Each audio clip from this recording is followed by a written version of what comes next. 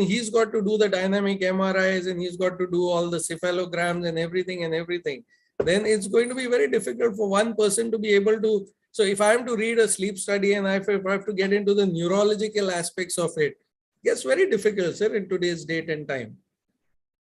We need to have this integrated. Actually, the thing is, in last so many years of work, what I have come to realize is that there are a large number of patients who are having more than one sleep disorders. Now, the problem is, the partial failure of CPAP is in those cases which happens to us because we have not addressed the second problem simultaneously. Correct. So that is causing recurrent arousals and the patient is not able to sleep and the pressures anyhow are rising. So the patient becomes restless and they leave it. So actually we need to know when we are seeing the things, we have to see them more comprehensively and clearly what exactly is happening and how do we go around treating such a case. Dr. Sanjay, sorry to interrupt you. There's one announcement to all our participants who are watching. Now we have diverted our webcast to MedSkill to Zoom, YouTube. So it is now live on YouTube. So, we have circulated the link. So people started watching this and you can continue, Dr. Sanjay and Dr. Seema.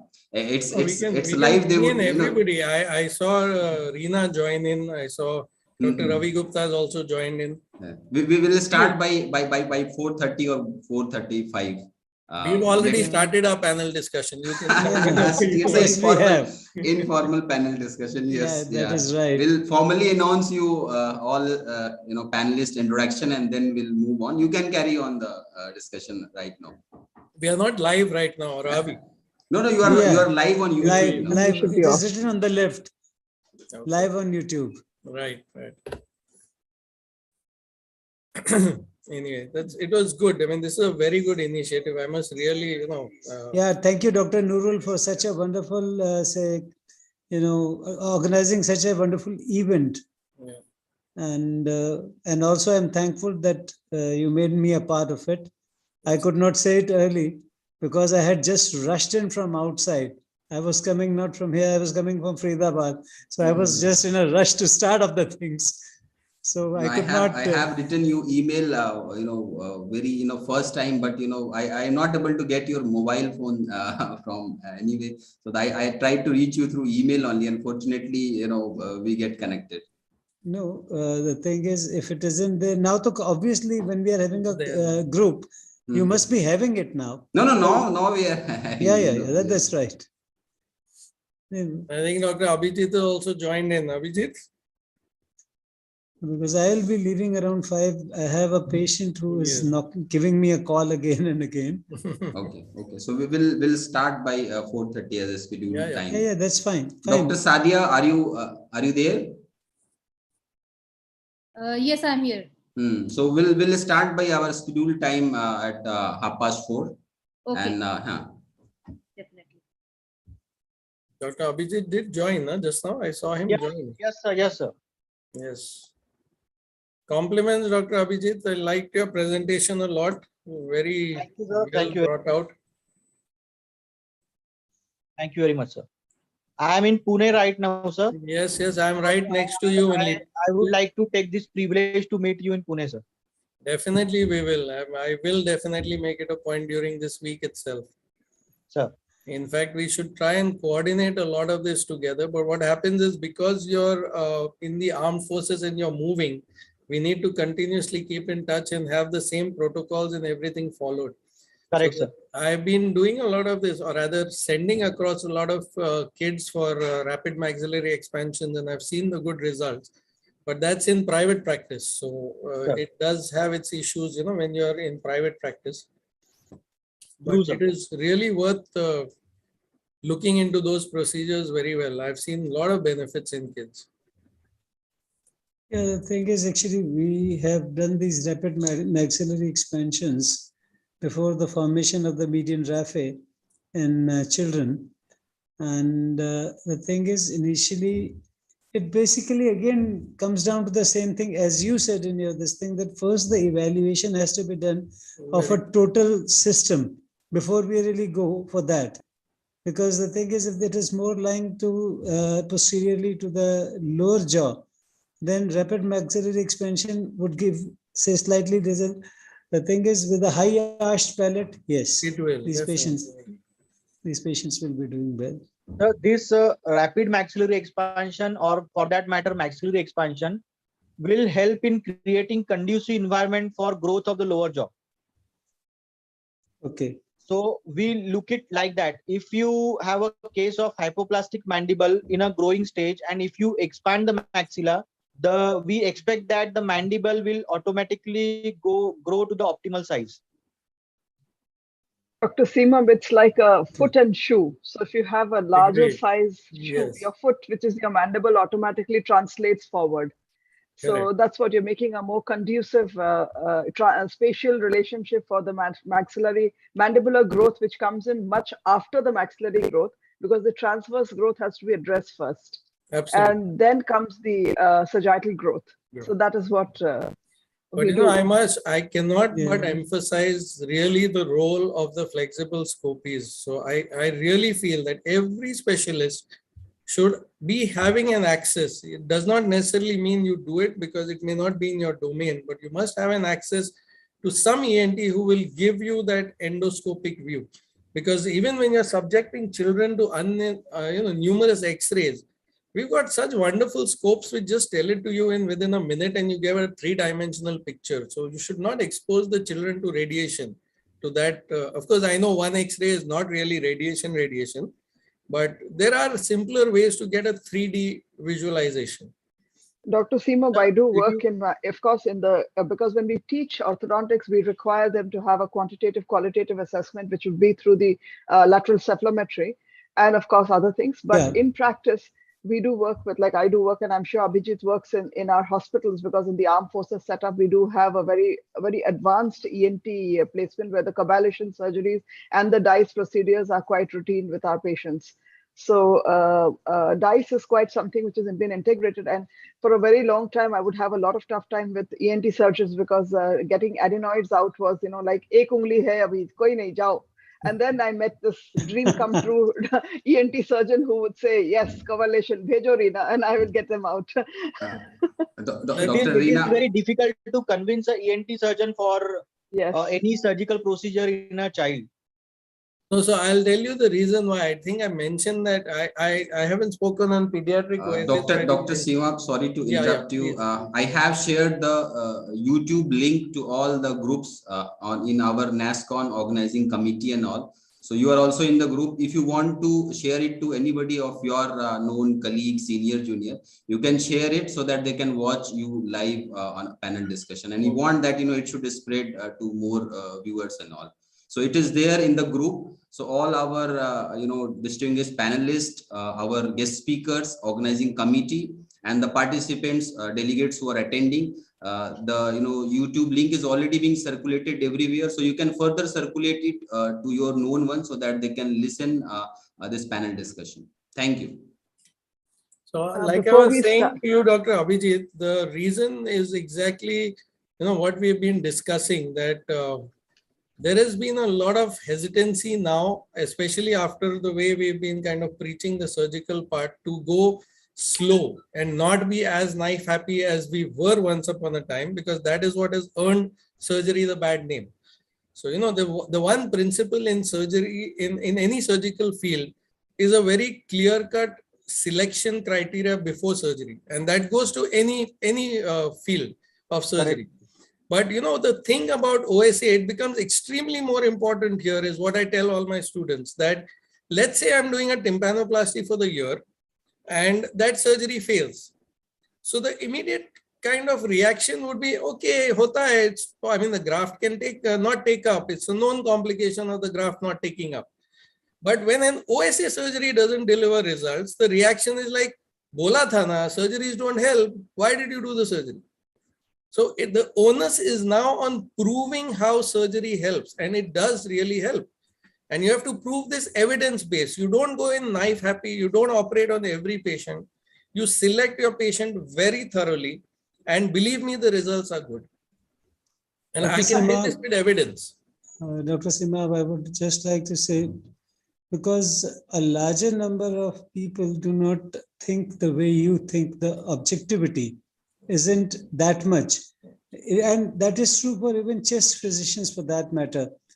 And I, as a sleep specialist, I find it very, very, saddening for myself and for the field when they give the sleep studies to people who are selling the equipment.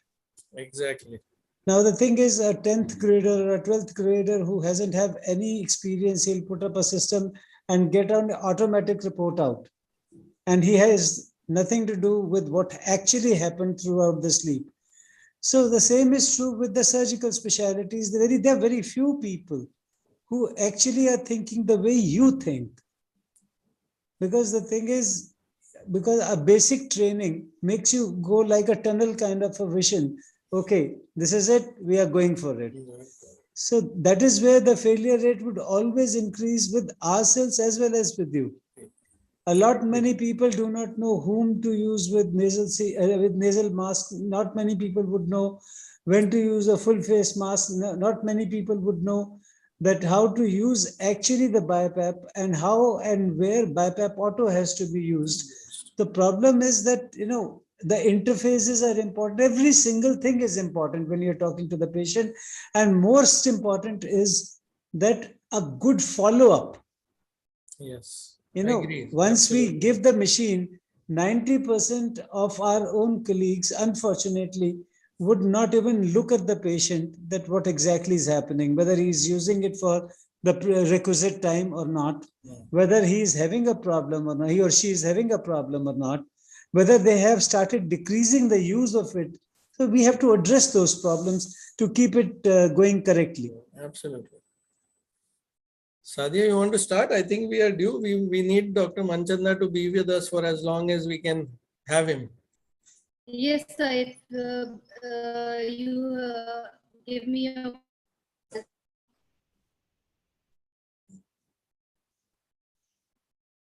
Your net connection seems to be an issue. Yeah, okay. Now you're back on.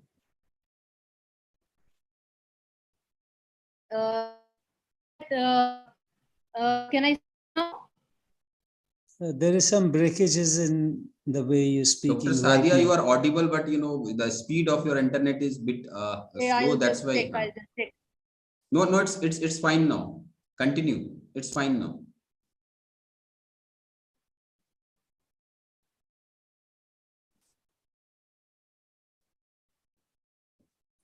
Do you have her presentation, Nurul? If you have, you start sharing that screen and her presentation, and then maybe we can start off. I think her connection is... No, Dr. Sadia is having that presentation with her. Hello, am I audible now? Yeah, you are audible.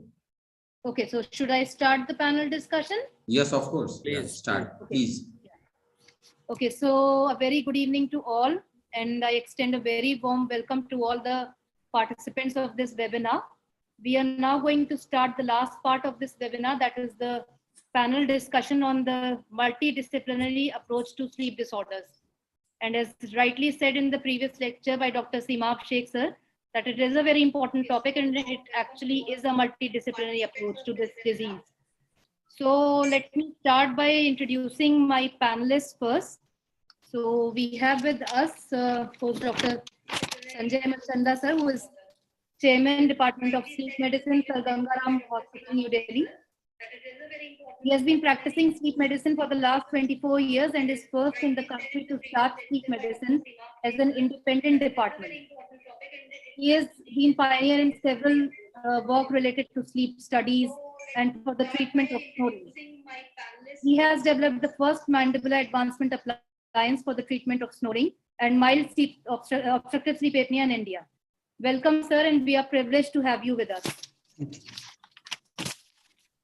Then we have with us Dr. Ravi Gupta, who is additional professor in the Department of Psychiatry and Sleep Medicine at AIIMS Rishikesh. He also has numerous studies to his credit in the field of sleep disorders and its linked to psychiatric well-being. Then we have Dr. Ravindra, who is associate professor in the Center for Consciousness Studies, Department of Neurophysiology, NIMHANS, Bengaluru. His work on meditation and sleep organization has been a landmark study. Presently, his work is focused on sleep spindle modulation and memory in vulnerable groups. He is also working on learning during sleeping and in yoga intervention in adolescent depression and insomnia.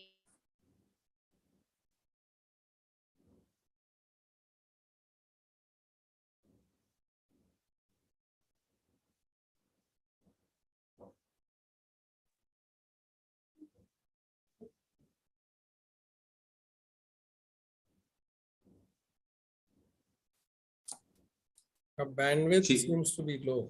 Mm-hmm. So let her join again. We have I think she has left the introduction of two panelists. I think she is coming. So we have already introduced those panelists. They are the speaker in our discussion. Dr. Ravi Gupta. He is heading the sleep division of AIIMS Rishikesh, and he's a professor over there in AIIMS Rishikesh, and he is a psychiatrist. Then we have Dr. Reena Kumar with us. She is working for a long, she is an orthodontist, and she is working quite long time in dental sleep medicine. And she is, director of 3 academies, and she is, working for a long in sleep medicine. And then we have Dr. Ashalata. I think she couldn't join now. She is from SCMIST Trivandrum. She is a neurologist. So joined back. Sadia has joined back. Okay. Yeah, sorry for the interruption. Actually, my internet is. It's okay now. Am I audible? Yeah, it's audible, and it's better than the previous episode. Yeah, continue.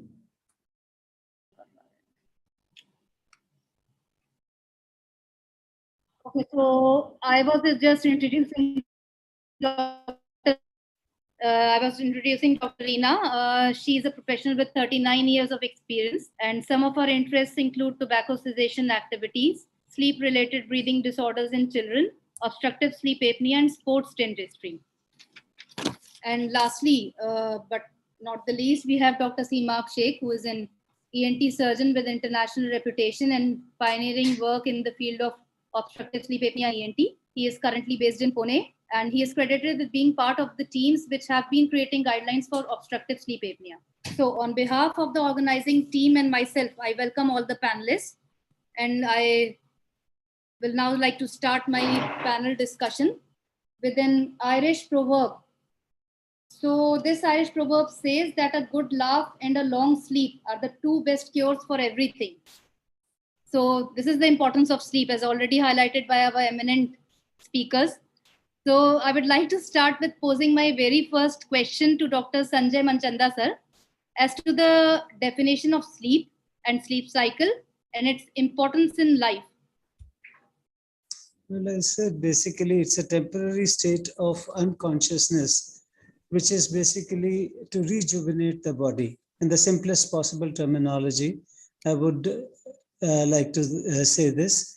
Second is, of course, that when we talk of, say, adequacy of sleep, it is basically based on 3 factors.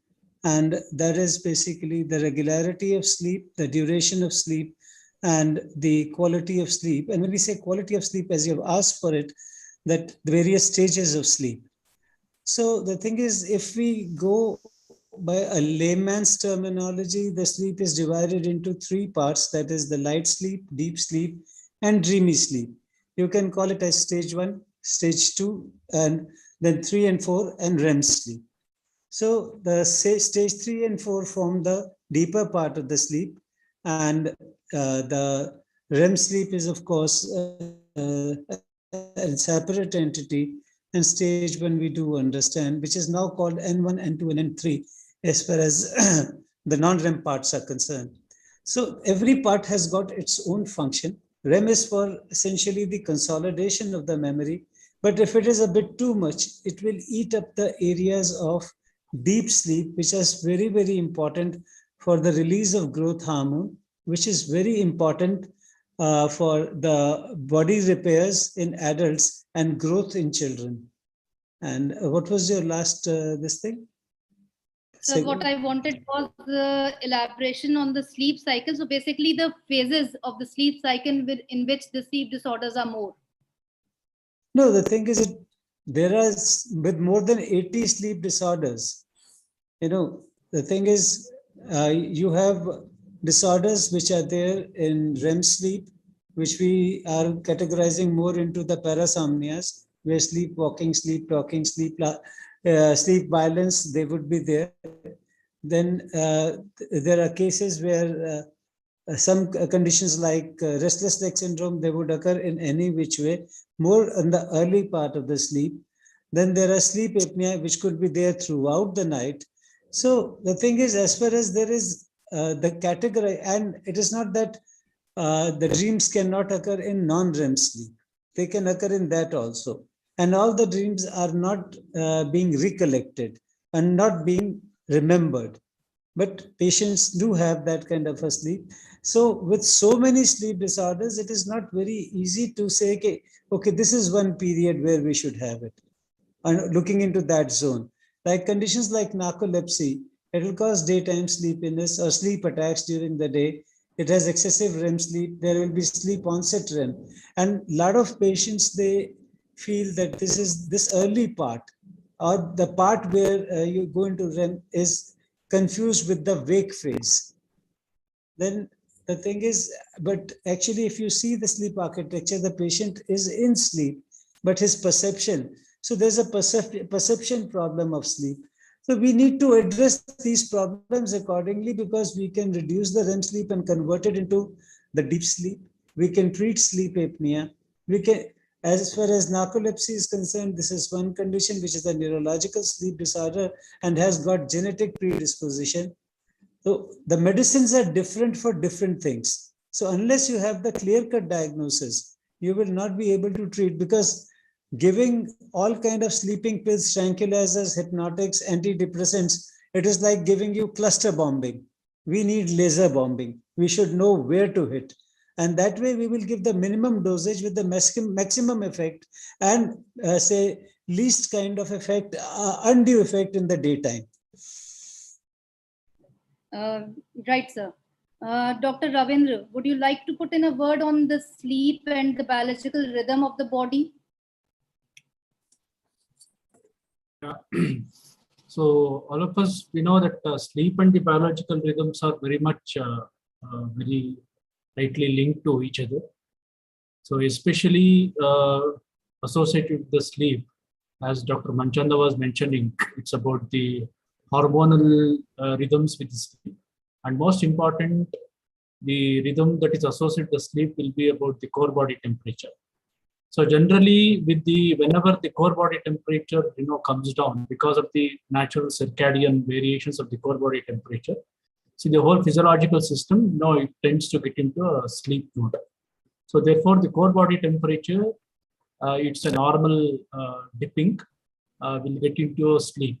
So this is one of the issues which is associated, especially with the normal age associated, the less quality of the sleep, or with that of the insomnia, because whenever this core body temperature variations, the normal variation that needs to happen, if the dip in the core body temperature doesn't happen, so the person doesn't get into a sleep mode, and he on a long-term basis he suffers from that of an insomnia.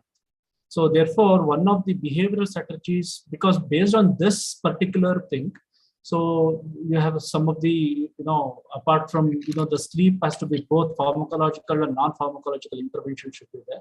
So one of the non-pharmacological intervention for the insomnia or the psychophysiological insomnia as such is considered is that before, especially with the geriatric age group, they consider is before getting into your bedtime, you are supposed to dip your both the limbs in the tolerable warm water, so that there can be heat dissipation and core body temperature comes down and you get into a sleep mode. So apart from this, has been told with Dr. Manchanda that even the growth hormone, one of the most important hormonal variation that is associated, especially with the slow wave sleep.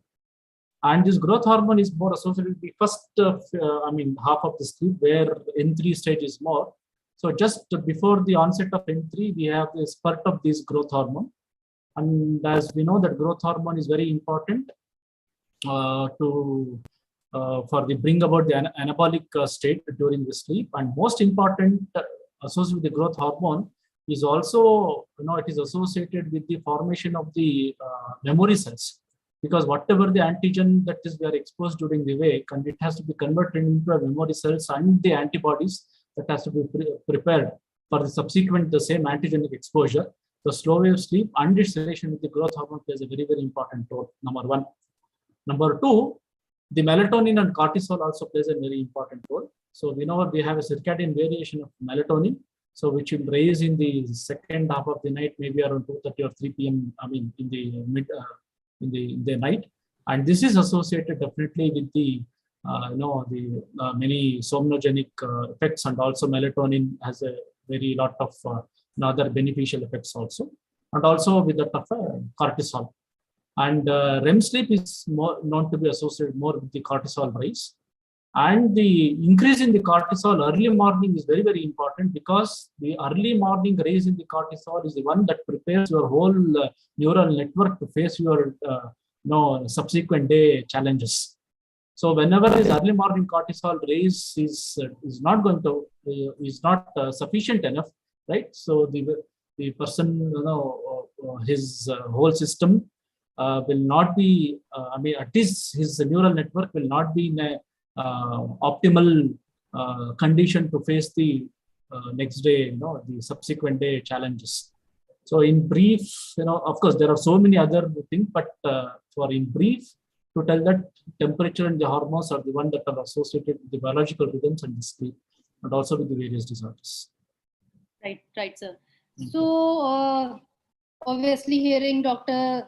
Ravindra and Dr. Sanjay Manchanda, sir, we know that sleep is very important for us. So Dr. Ravi Gupta, can you elaborate on the impact of a structured sleep schedule on obesity and metabolic disorders, which are diseases of the modern life?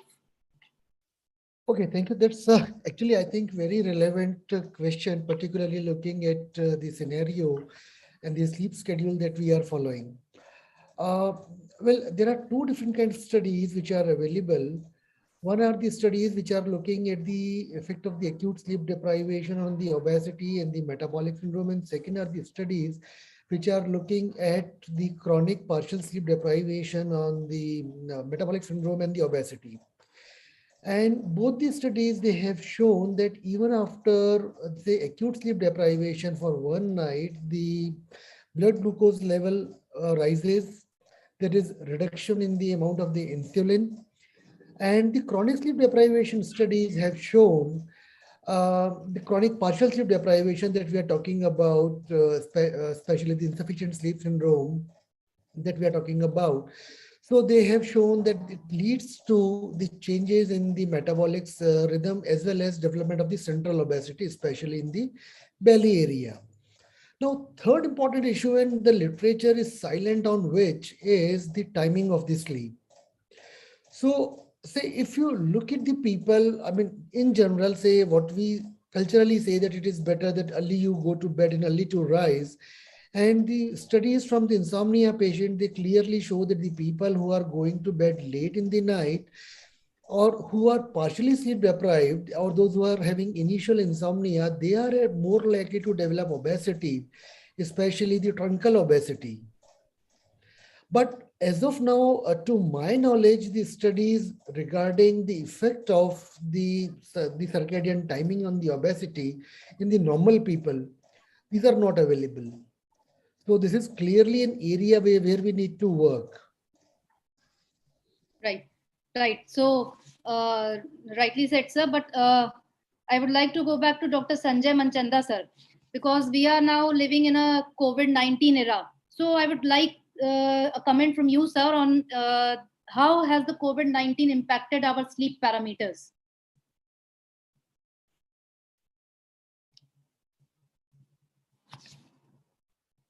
So you're muted, sir. Sir, unmute your. The thing is, as far as COVID is concerned, there's a big history of viral diseases and sleep patterns, which is like interdependent on each other, and they aggravate each other. If you look at it, the people who have got sleep deprivation, they are more exposed, they are more liable to get, say, the infections. Even for that matter, the influenza vaccine, influenza infections, and also say COVID-19. But definitely COVID-19 has affected in a different manner because it has given a total toss to our regularized life. The thing is, there is no time for sleeping, there is no time for waking, that we are working from home. So the whole system has got altered. So the thing is, you are watching television at 3 a.m. in the morning, Netflixes and other things. You are working at odd hours. There is no kind of a structured regimen as you had otherwise, that you have at 8 o'clock, you have to get ready, go to this thing, to your office, to everything, come back. So that is not there.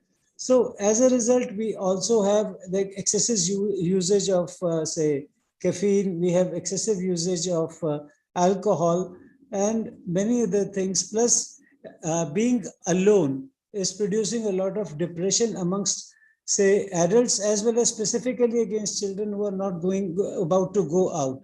So everything is getting a bit shattered within ourselves, and it is very important.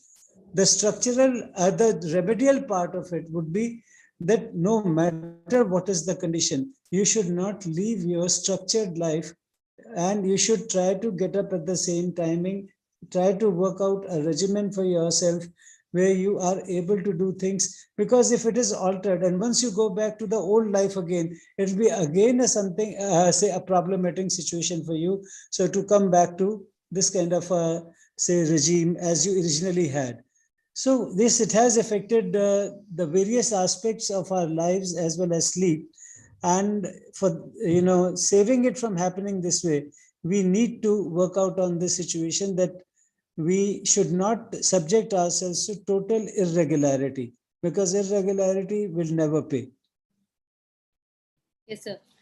Dr. Seema, have you seen any change in the pattern of patients coming to you after COVID-19? Well, definitely the anxiety issues have become much, much bigger. And because of the fact of the lockdowns, they were all together, just locked up in their houses and with weird thoughts. So mostly, I think what they have come, so we have dealt with OSA, of course. There was a position paper that was brought out during the COVID time. There were guidelines for sleep study that was brought out. I was one of those people in the guidelines, but those were the typical OSA or the sleep disordered patient that we were dealing with. The ones that surfaced up more were purely anxiety related. I don't think really anything more has happened in the COVID. Nothing like the incidence suddenly increased. The incidence of sleep disordered patients increased, but I would probably say it was more anxiety related than anything else. So that brings me to Dr. Ravi Gupta again. Because obviously we had more psychiatric and psychological issues in the COVID-19 thing. So can you just put a comment on the increase in the psychiatric issues with patients in the COVID-19 or post-COVID-19? Well, I mean, if you talk about the effect of the COVID-19 on the psychiatric issues, I would say that the amount of the distress that has increased in some patients. I would not say it was a disorder, or I would not say that the prevalence of depression or any other disorder has increased, or anxiety as a disorder. I mean, anxiety, as far as we say synonymize it with the distress, that has increased, of course, for the reasons Dr. Seema had already mentioned, but not the disorders per se. Of course, the people who were already having the disorders because they did not get the treatment on time. So there were some of the cases where the disorders, they re-emerged, some of the episodes, they were triggered. But I would not say directly that the prevalence of sleep disorder, the prevalence of psychiatric disorders has increased during the COVID. Okay. Right. So, having heard about the importance of sleep in COVID-19, how it has changed. So obviously we know that there are a number of sleep disorders that we know of, like restless leg syndrome, jet lag, narcolepsy, night terrors, insomnia, somnambulism or sleepwalking, and obviously sleep apnea. So I would now quickly like to come on the importance of lab tests and sleep studies in the patients of sleep disorders.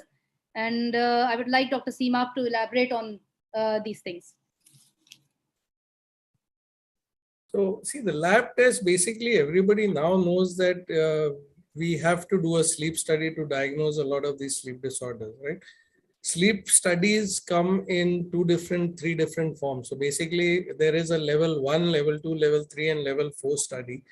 A level 1 study is a complete in-house, in-hospital with CCTV recordings and with multiple parameters, which include the EEG, the EOG, the EMG, and the respiratory and the cardiothoracic and saturation parameters.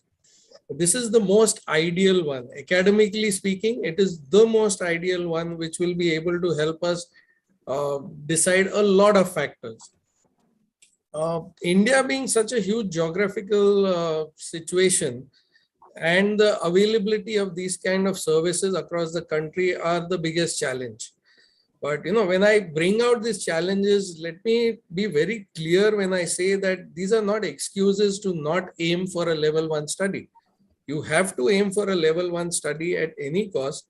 And if not, let's say if not, I think what Dr. Sanjay was mentioning when we are having our discussions about this fly-by-night operator guys who go at home and do the home kind of sleep studies, especially the guys who deal with the sale of machines, there should be a word of caution for them. I know that they are the maximally ones used in today's date. Unfortunately, we have no regulatory bodies yet where we can control such factors, but at least the awareness amongst the people dealing with sleep and the ones whom we want to deal with sleep should realize that those kind of studies have limitations. So I kind of put it like in a nutshell that always aim for a level 1 study.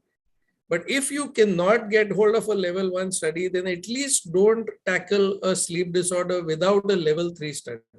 So the level 3 study, so level 1 is in-house with all the monitoring and CCTV and a personal attendant. Level 2 is the same thing at home without the attendant.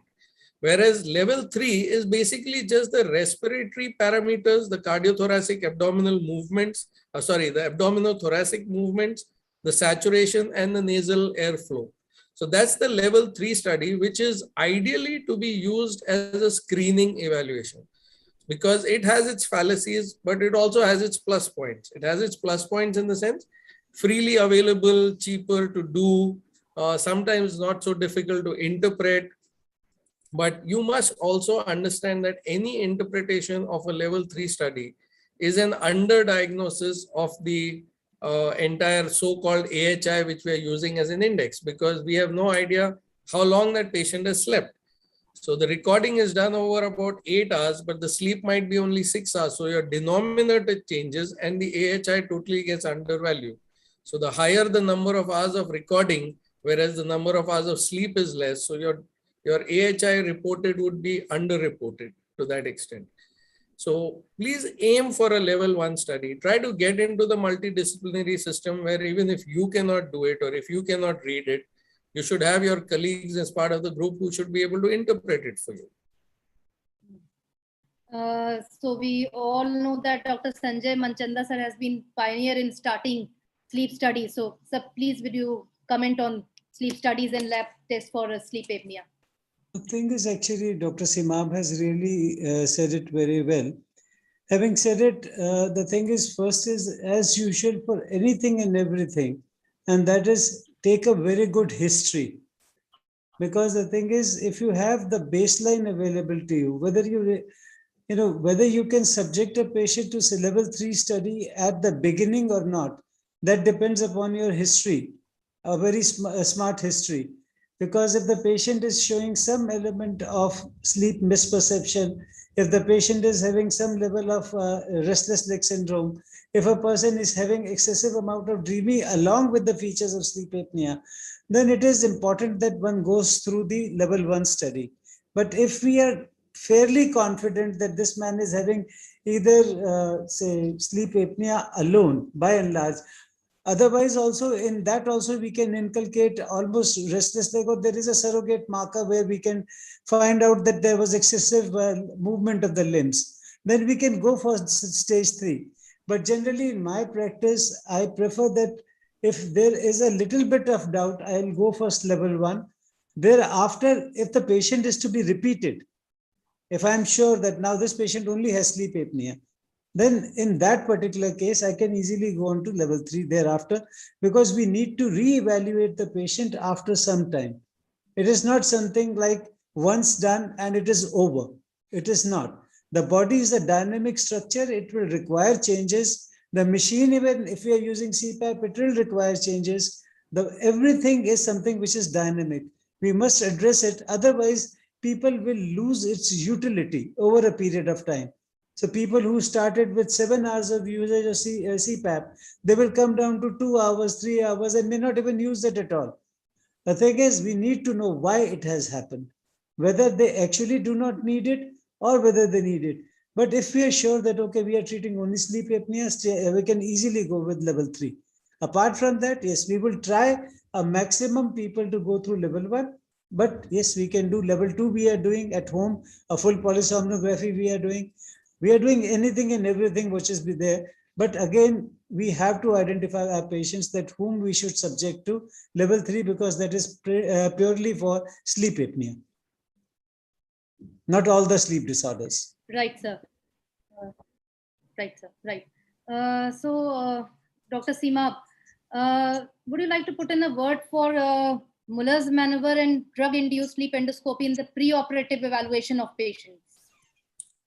So I think I mentioned that in my talk also, that drug-induced sleep endoscopy obviously has a role to play, very major role to play. But over a period of time, I've realized that it's been overhyped a bit. So again, when you have a hammer in your hand, everything looks like a nail. So if you have the ability to kind of do dice, you want to probably do dice in everyone. But over the years, what I've realized is, so I would do a dice, I would talk to the patient, and then at the end of it, the patient says, no, I'm not interested in doing this, and I'm not interested in doing that. So I have unnecessarily kind of, done lots of dice, got information, which has not really helped me get anywhere further. So I've realized that dice is something that I would like to do only once a patient is fully counseled, fully, explained with everything, and he says yes to some kind of a surgical maneuver. And then prior to that surgery, I will evaluate with the dice more detailed and then tell him exactly what we want to do. Muller's is something I do in the OPD right there itself, because it's not invasive. It's part of I have access and I have my own flexible scope. So for me, flexible awake scopy in the lying down position is part of my clinical examination on the very first day. I don't segregate that as something else. So when I put in a flexible scope and I'm evaluating that patient in the very first meeting itself, if I just ask him to do a simple maneuver of a Muller's, I get some more additional information about how badly or how difficult the tongue base is going to be. It just gives me a kind of perspective to what I've got to do. But again, my decisions are not scientifically based on just the Muller's maneuver. There is so much else that I have to do. Right?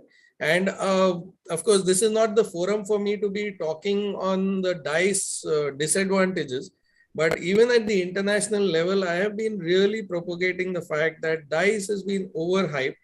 It's not something that needs to be really done in every patient. And I'll just put it in a very simple manner, which even the non-ENTs would understand.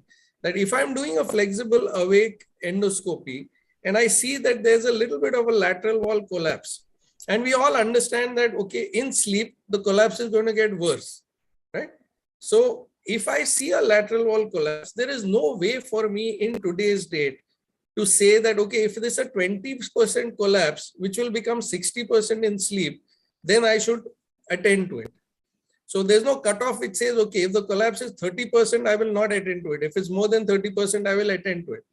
Which means that when I see it in the awake situation and I see even a partial lateral wall collapse, I am going to attend to it. So now my next question to all my colleagues across the world is, how is DICE really helping me change my thinking about surgery?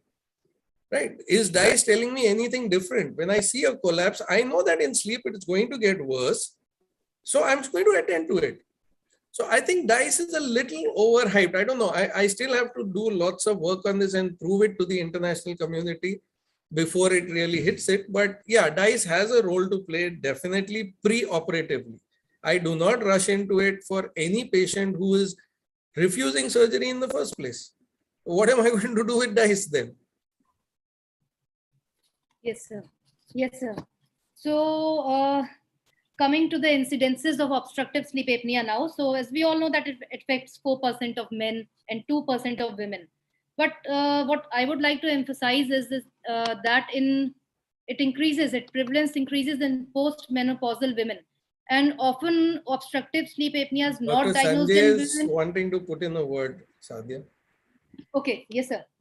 Sure, sir. Actually, this figure of 4% and 2% is 25 years old percentage.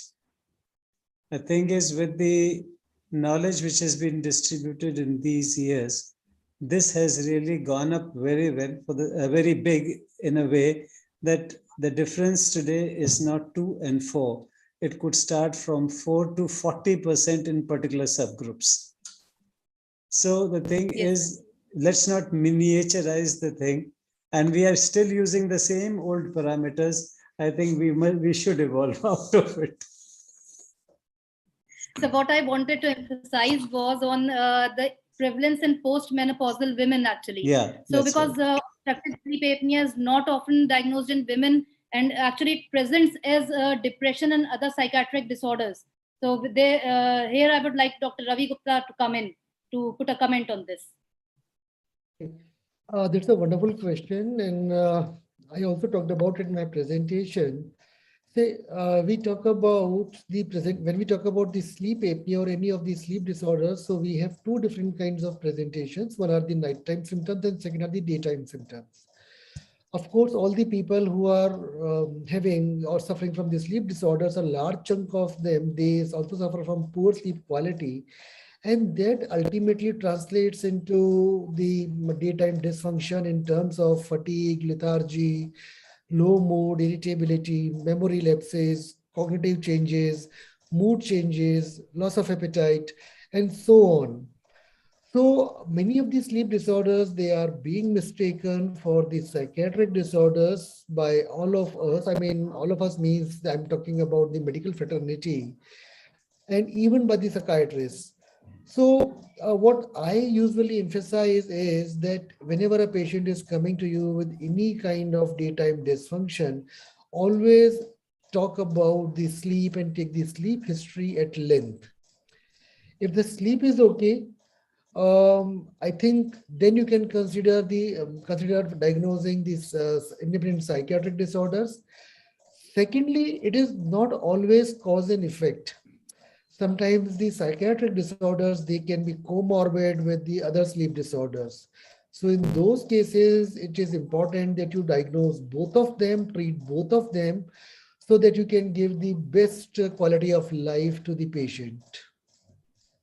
Right. So as we all know that obstructive sleep apnea leads to neurocognitive dysfunctions, cardiovascular diseases, metabolic dysfunctions, and respiratory failures, which are serious issues. So now just coming to the treatment or the approach to patients of obstructive sleep apnea. So first step that I would like to mention is the lifestyle modifications. So I would like to just ask Dr. Ravindra about the neuroscientific aspects of meditation and its effect on sleep.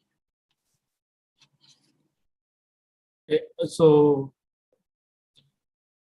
have you asked me a general question about the effect of meditation on sleep, or is it specific to OSA? It's specific to OSA. Okay. So as such, with the specific to OSA and the the meditation effect on sleep, I don't think so. They are very much related to each other. OSA per se as such, but definitely, based on the HI index, and so it's up to the pulmonologist and other fraternity to decide what sort of the treatment and the CPAP or BiPAP it has to, the patient has to undergo.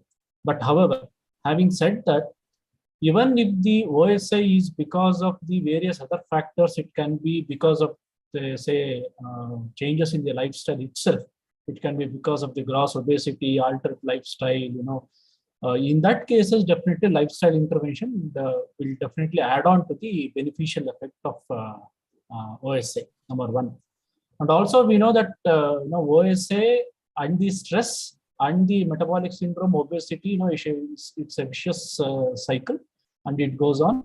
So that at least to break this particular the recycling after treatment of OSA, right? Again, it may be very much beneficial, and the immediate effect will be to decrease their stress and the stress response or the stress reactivity, and increase their stress coping skills.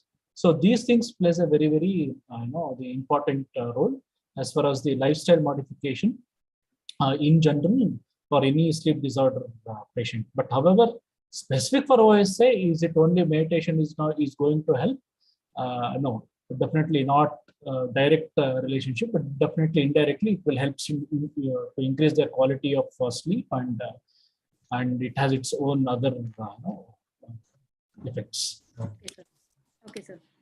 Dr. Ravi, would you like to answer on a structured sleep schedule versus an at-will sleep schedule and its association with obesity among adolescents? Well, that's the project that we are working on, and we, at least as of now, I don't have any answer to that.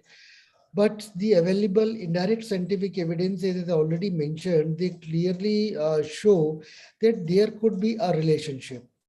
I mean, the people who are following a structured sleep wake schedule, especially, say, if you look at any of the religions, I mean, if you talk about the Hindu religion, or even the Islamic religion, or even the Buddhist religion, any of the religions, you would see that the ancestors, they mentioned that the first prayer should be offered early in the morning and the last prayer early in the evening. And by that, I think they wanted to convey us that probably we have to go to bed early and wake up early. And this is what the nature has designed us for. If you look at the sleep structure of the sleep schedule among the people who are living in the tribal areas and who are fortunate not to have access to the electricity and the electronic gadgets.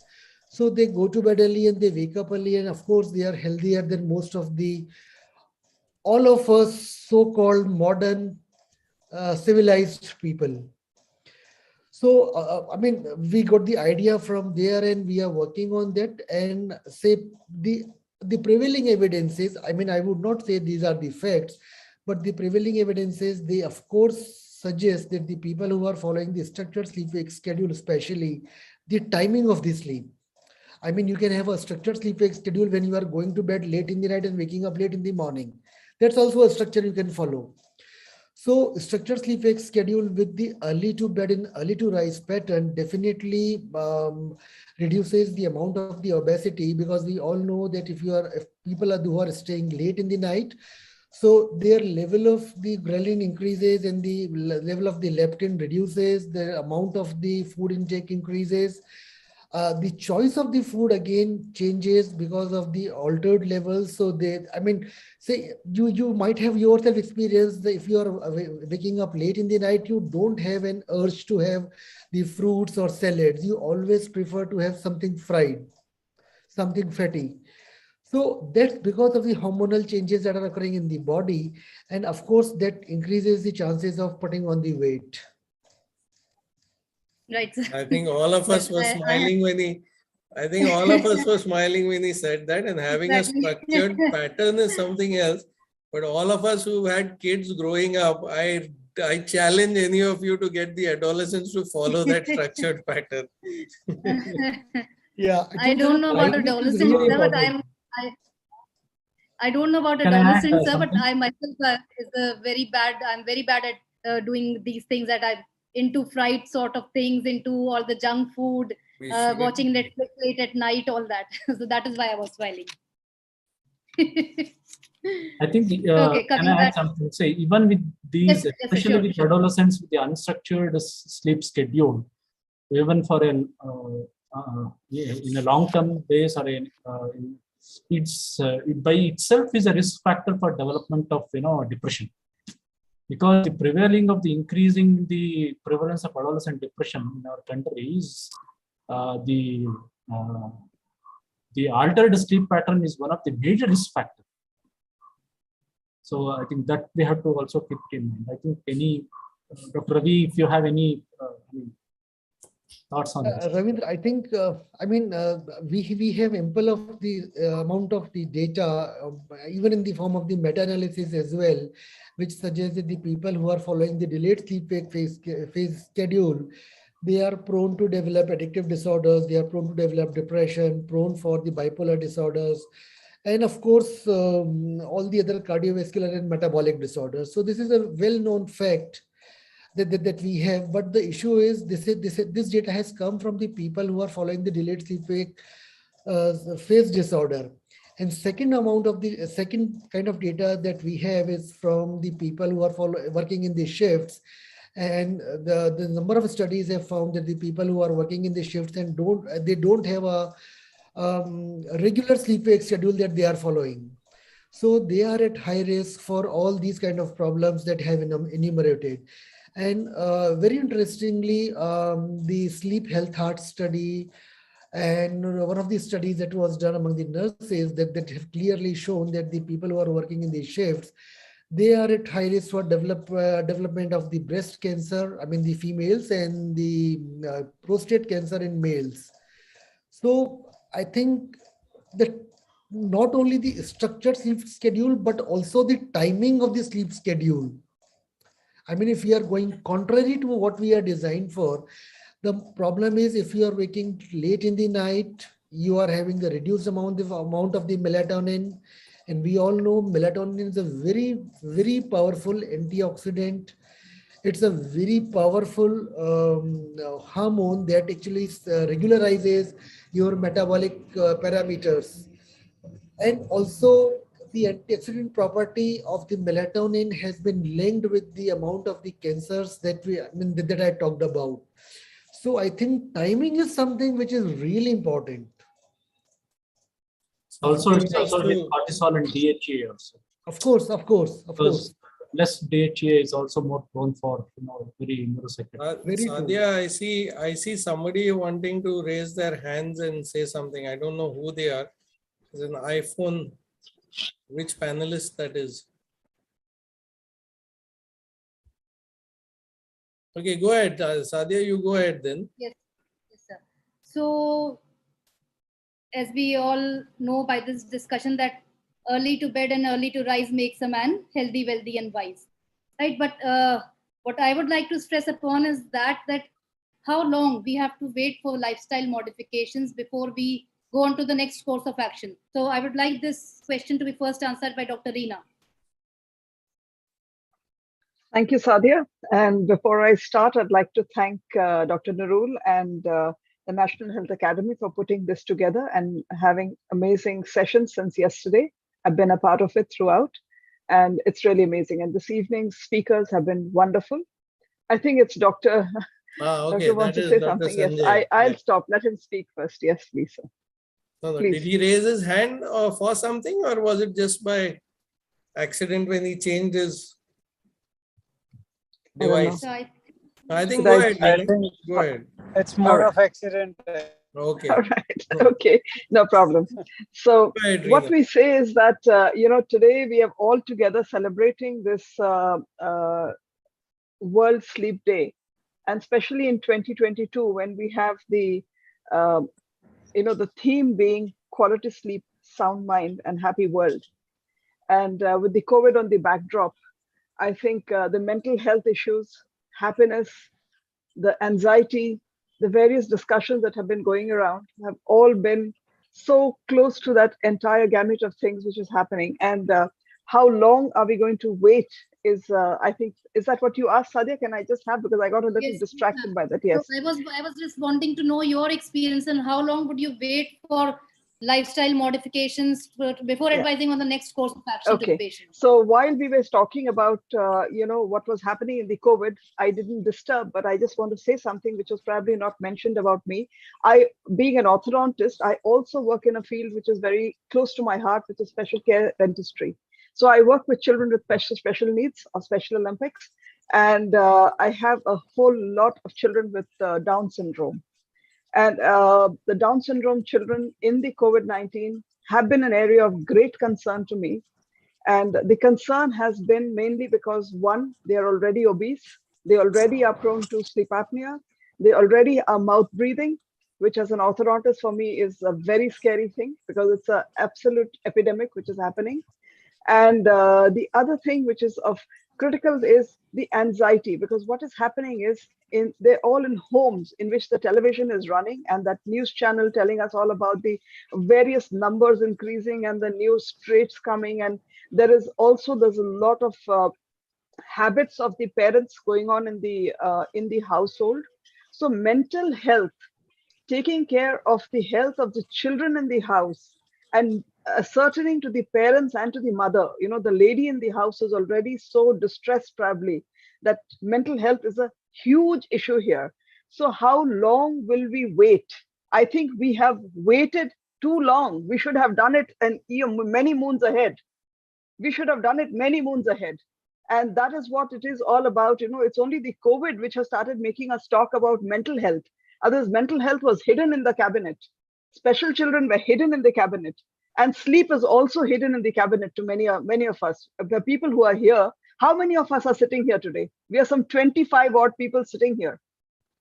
If we are interested in sleep, why are we not here on this panel? Why are we not here listening to all of us? So we shouldn't have waited. I mean, I think we have waited longer than what we should have. And I think this particular, quality of sleep, sound mind, happy world puts everything together that we are too late already. We are too late already. So changing the so the first thing is about bringing about how do we all together focus on bringing an advocacy, because you, I, Dr. Seema, Dr. Ravi Gupta, Dr. Sanjay Manchanda, Dr. Ravindran, Dr. Nurul, and so many of us here are already sensitized. Dr. Abhijit, we are all sensitized in that direction and we are working. But what about our other colleagues? What about the general practitioners? What about the general dentists? What about the school, the medical school and the dental school students? What about them? What about the parents? Have we created awareness about sleep, the importance of good sleep, restorative sleep, good health, repair back of the body, mental health? So isn't that the need of the hour first? Once we are able to have advocacy at a certain level, I would believe that there are certain policies which have to, the presentation by Dr. Manchanda this afternoon was such an amazing presentation, because when you look at that presentation and you say, why haven't we woken up? Why haven't we woken up? Look at the kind of health issues which is happening, look at the kind of accidents which we're talking about, look at the economic burden that we're talking about, look at the kind of, the quality of life that we're talking about. Then in that case, if this is a public health issue, what is our policy makers doing about it? The question comes is, have we got any upstream health policy regarding sleep-related disorders? Okay, even if we talk about obstructive sleep apnea, which is very narrowed down, but very, very much in my focus, yes. What have we done? Isn't it important to focus on downstreaming along with some complementary midstream and upstream policies? So I think what are we waiting for is a question that, why were we waiting? Reena, if I may just put in, I guess a lot of us would be identifying with what you say, but changing policies is not such an easy thing in a country given our size. I'm not trying to defend any of the policymakers, but let me give you a practical challenge there. Okay? It's for one thing is we're not just 25 years. This is being broadcast to a whole lot of people on YouTube, and I'm sure lots would be listening in. Getting the policymakers to change decisions, they have administrative issues where they talk about the fact that you have to justify, and somewhere we don't have the facts and the figures to justify it to them. So the very reason why these issues are called as lifestyle issues, unless they get termed as medical diseases. So I've been working with the insurance companies to try to at least get them to understand that these things should be reimbursed, but that's not happening. So when that doesn't happen, it takes a lot more time. I think we are on the way there. We're all structured to getting there, but it's not so easy. It's a very uphill battle. And for that, first, it's the fraternity that has to be able to understand it. The fraternity has to get it into the curriculums. Then only probably schools and other places will get into curriculums. So I think programs like this are very important for us to drive that message across. Dr. Seema, I just want to say something to you because we are talking about NCDs and the SDG. We are talking about this for such a long time, and this is our goal for 2030, the Sustainable Development Goals, and we have goal number 3. We have our NCDs to be looked into. And when we look at the NCDs, you know, everything coming down there is related to, so closely related to sleep, whether it is diabetes, whether it is, you know, DM2, or whether we're talking of cardiovascular, we're talking of cardiorespiratory, we're talking of obesity, we're talking of tobacco, we're talking of whatever, but it is all coming there. So why are we not able to link it? Let me just say what I tried to do. Sir, yes, you want to say something? What I tried to do when the oral health policy was being made, you know, we said that the mission, the oral health mission, it was said that, you know, we need to look at dental caries, we need to look at gingivitis, we need to look at these things. So I said, why are we not looking at the craniofacial morphology? Why every person sitting on our dental chair is opening the mouth? Why are we not looking beyond the gingiva and the teeth? Why are we not looking at the Malampati index? It is such a simple thing. It just tells us exactly what is happening. So if these things could be included in what a person, it automatically opens the mind up for everybody to see, okay, so now I don't just need to look at dental caries as a dentist. I need to look at the Malampati index. I need to look at the retrogenia. I need to look at the patient on the profile. You know, so that's why this multidisciplinary thing. So yes, transdisciplinary. I like to use the word transdisciplinary. Yes, Dr. Sanjay. Can I add something to it? Yes, please. Yeah, the thing is actually, unfortunately, the way sleep medicine got unfolded in India was a bad way of getting it around. The thing is, I have mentioned it earlier also. The thing is, our own people, our own fraternity, as you're saying, why are we not gearing up for this kind of a thing? Because nobody would be more, say, happy if we are getting along with the right kind of thing, as Dr. Saab is saying and Dr. Simab said. Now, the thing is, the problem is this thing that we have miniaturized to a region where a seller of the machine can become a sleep specialist. The thing is, there is no, say, curriculum where, you know, you are being taught sleep medicine. You still have got few paragraphs about the ailments, and there is no structured teaching out over there in any of the disciplines, and it is not in the course as well. The thing is, we try to inculcate into it, but people still feel that this is a thing which can be neglected.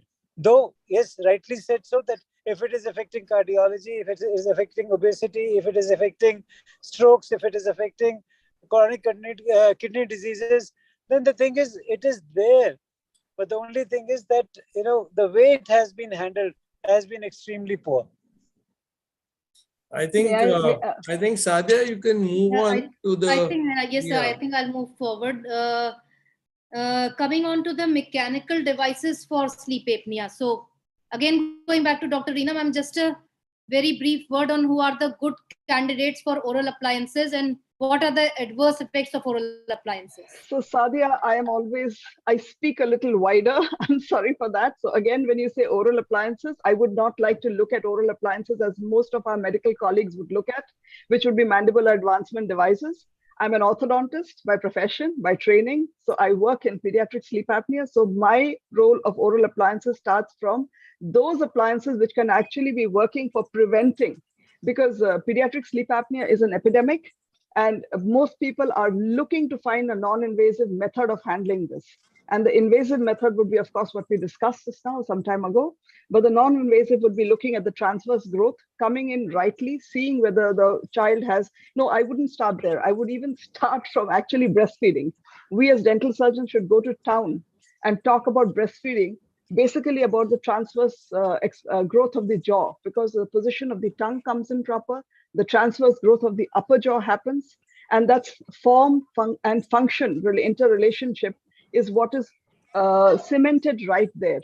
So my role of talking of appliances would be starting for those appliances which are actually causing changes while the growth is still on.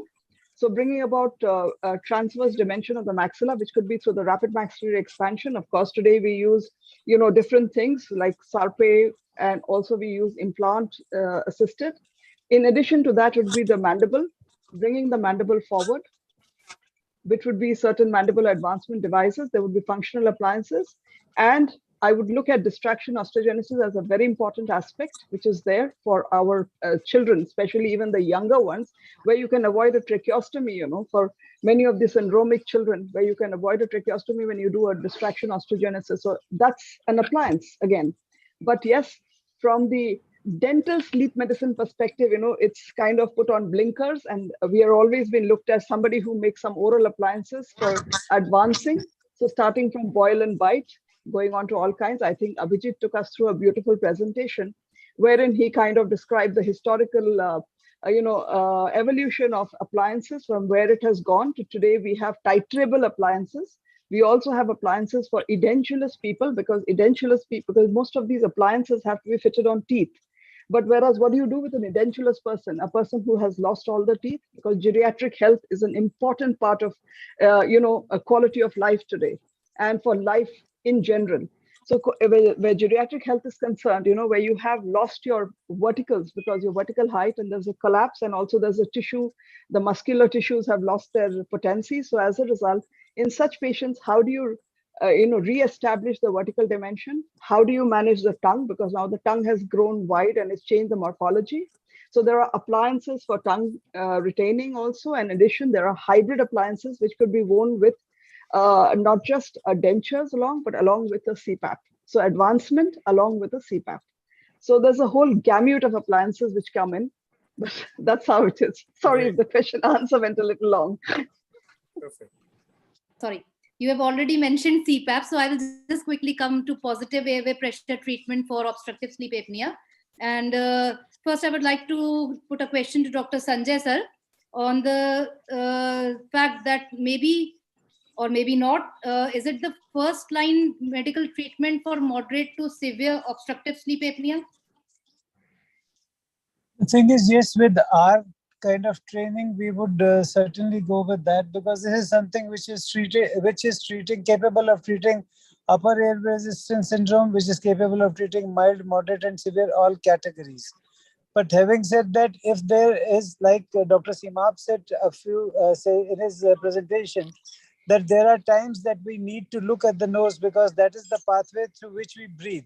If there is increased amount of the size of the turbinates, if there are nasal polyps, if there is an extremely deviated nasal septum, then that pathway will cause a lot of problem for the patients to use this particular device. If that is so, then we can first go for the treatment of that particular thing, because the airway has to be, say, opened up, or the door has to be open to for the air to move in. But at the same time, yes, as far as we are concerned, because our training is such, and we have got results from it, and it has been the gold standard since the past times. But we look forward that if with a multidisciplinary approach, we can do something better, we should try and do something better. Rightly said, sir. Dr. Simab, would you comment on the compliance of people using CPAP? No, so see, the compliance, let me tell you one thing, compliance has got a lot. If there is a compliance failure, if I am the person that the patient is approached, and if I have actually put that patient on CPAP, my first thought is always an introspection. So maybe I have not counseled that patient well. So there are the two ways to look at it. What is the reason for compliance failure? Either he is not tolerating it, or he is not been able to be comprehending the use of it, or there is an obstruction which is preventing him to have proper usage. So that is very rational to look at whether there is an obstruction that is preventing him from using it well. And if there is, then we correct that. But I would also like to introspect about the fact that, has this person been explained about the use of the CPAP? If it's a 10th pass, 12th pass guy, like Dr. Sanjay Manchanda said, who's counseled him, then he probably has not understood it. Right?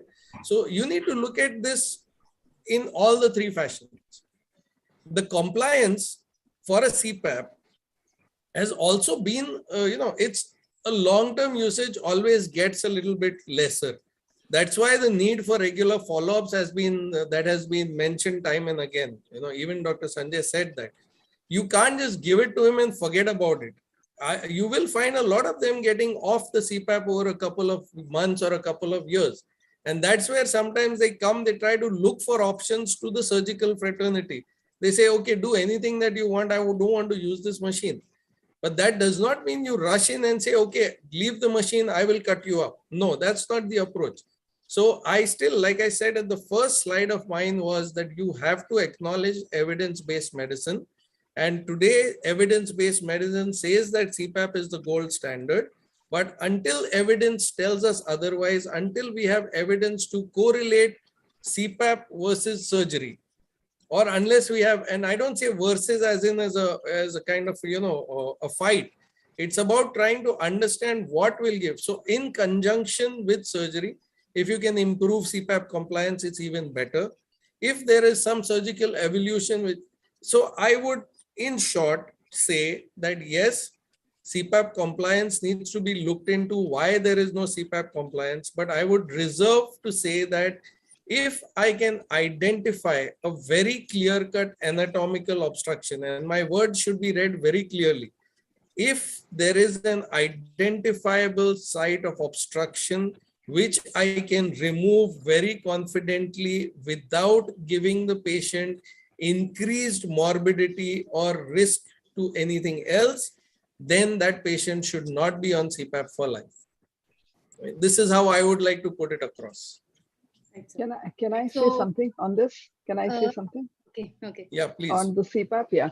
Because I'll talk about two things. One is I work in pediatric sleep apnea. So the morphology is such that, like the children who are lean and thin, who have more of adenotonsillectomy. So those are the patients who would kind of assess to see whether they require, tonsillectomy, adenotonsillectomy. As Dr. Seema said, we would have a transdisciplinary meeting and probably with the ENT decide. But for those who are obese, because obesity is an epidemic currently also in our country. So why country? Worldwide. So for those who are obese, there is no question of anything other than explaining to the parents that they have to go for the CPAP, because if you want your child to grow, he's not going to sleep at night. He's not going to get growth hormones, and they are worried about his, daytime somnolence. They are worried about his scholastic performance. They're worried about all kinds of things. So none of that is going to improve, and the family is not going to improve. So you kind of have to motivate them to move towards the CPAP. So that is something which is required to. And the third one where which I want to bring here is that I do have patients who travel those 22 hours to, Brazil and Mexico kind of people. And when they could not use the CPAP on the aircraft, and they would be really miserable. So in such patients, even though they are moderate and above, where it is not recommended to give oral appliance, I would say in such a situation, you give them an oral appliance, because at least they can transit those few hours which they are in the aircraft without having to feel like that's the end of life. Thank you for the time to speak. Thank you, ma'am. Ma'am, since you have mentioned pediatric obstructive sleep apnea, so I was going to come on it in the very end. But since you have already mentioned that, I would like Dr. Seema to come in about the role of an ENT surgeon in pediatric obstructive sleep apnea. Oh, very major role. Over here, I think very major role, because we do understand that it's basically most of the times. Now, when I say most of the times, I'm not discussing the congenital anomalies. I'm not talking about the craniofacial abnormalities. I'm not talking about the syndromic children. But if you look at pediatric obstructive sleep apnea, 85 to 90% is adenoid transfer.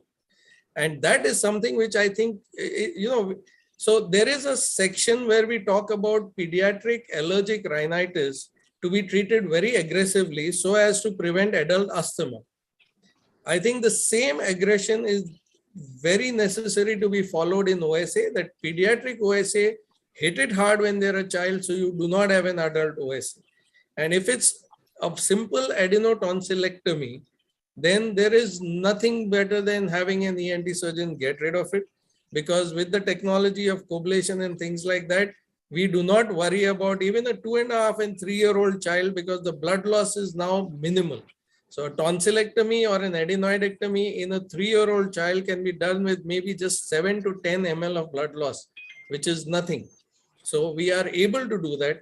And I think in pediatric OSA, barring the syndromic ones, which require a lot more, barring the ones which have central disorders, barring the ones which have narcolepsy and things like that, if there is an obstructive element, straight away go ahead and remove it.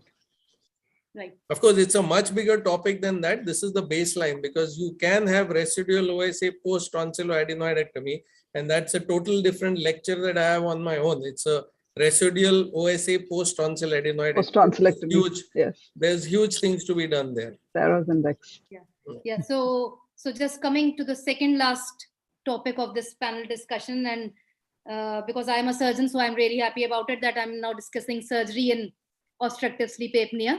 So first of all, Reena ma'am, for maxillary mandibular advancement. Okay. So before that, I just want to slip back, because pediatric is very close to my heart. I just want to slip back because I have so many of my colleagues from other specialties here in the medical fraternity. I would like all of us to become very sensitive about open lips for our patient and mouth breathing, because that is the beginning of sleep disordered breathing and going on to SDB and SIDS and everything else. Okay, so you asked me about maxillomandibular. Yes, maxillomandibular surgery is like, now one of the causes for sleep apnea is when your craniofacial morphology is your maxilla is positioned retro. So you've got a retroposition maxilla, or you have a transverse deficiency maxilla, or you have a sagittal deficiency in the maxilla, and your mandible is also, either advanced, very far advanced, or it is like it's a class 3 where you have a tongue pushing everything forward, or you have a class 2 where you have the mandible being retro, micrognathic. So in such situations where you can do okay, here I'll bring in 2 things. So in patients who had a very strong jaw and the lower jaw was forward, the previous learnings where, you would kind of only work on one jaw, push the lower jaw all the way back to get the occlusion correct and the looks correct. Today, we don't do it because we are very airway conscious. So you would divide that amount between the 2 jaws.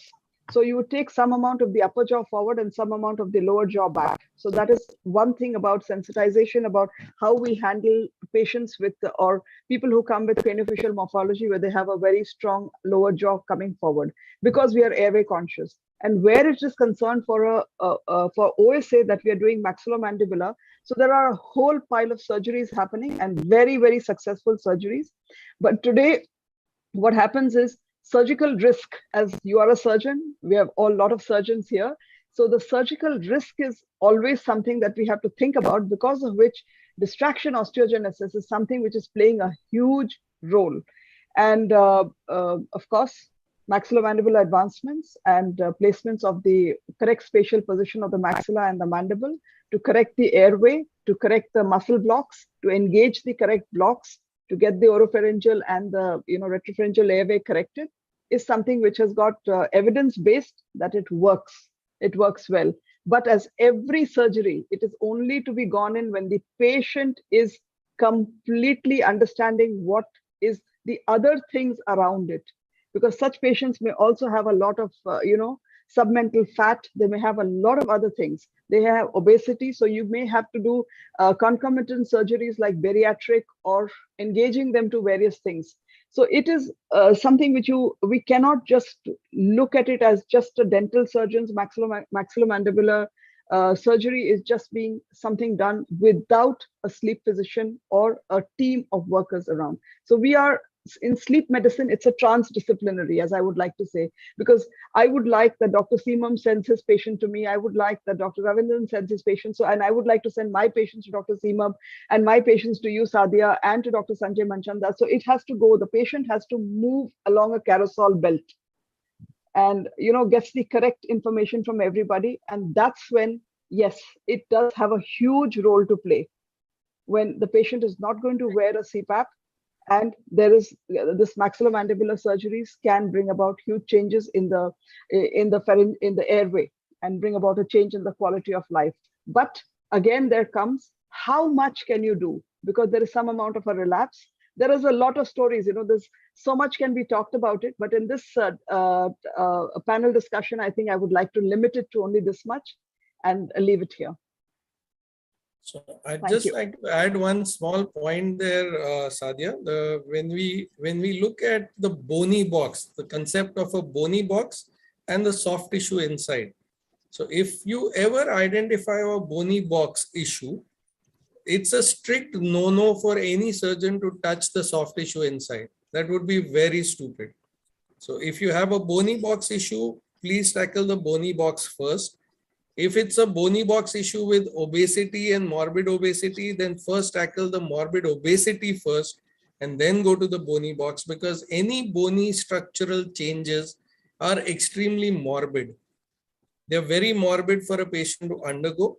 And a patient with a traffic accident having a completely fractured maxilla is more willing to go into any kind of surgery than an otherwise normal person having, say, snoring issues or sleep apnea issues. To be convinced for a MMA is not a simple thing. Yes, definitely there is evidence-based medicine to compare that an MMA is almost equivalent in efficiency to a CPAP usage. But then there is a lot of morbidity issues that come with it, and selection becomes very important.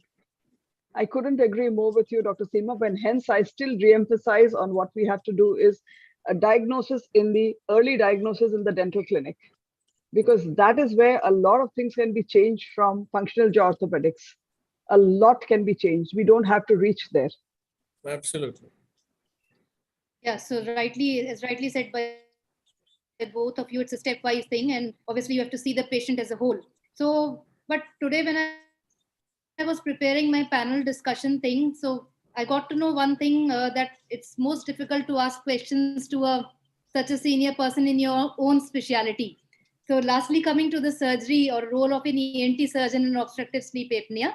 So, sir, I couldn't just decide on what to ask you. So I just got 3 points off from a book, and I would like to say those points here, that a nasal surgery in obstructive sleep apnea is pivotal, but not primary. The second point that I got was the palatal surgery is a reconstructive surgery. It's not an ablative surgery. And the third point that I got was obstructive sleep apnea surgery is not UPPP. So just leaving the podium to you, sir, because obviously your experience and your thing will tell us about the exact surgery or choosing the correct surgery in the correct patient. Over to you, sir. Sadia, very beautifully concise 3 statements. They say it all when it comes to the surgery. Of course, there is a lot of things in that each statement that can be gone into detail, but this is absolutely, you've hit the nail on the head. So we've discussed this in our panel. We've discussed it informally before the panel. We've discussed it in all the talks. Nasal surgery extremely pivotal because it is the entry to the airway, and even if doesn't cure everything as such, it's improving your CPAP compliance and it's bringing things down. Absolutely.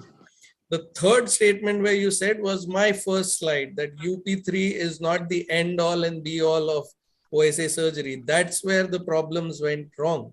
So when you realize the limitations of UP3, you realize the techniques of UP3, you realize how things have changed. That's what your statement was all about.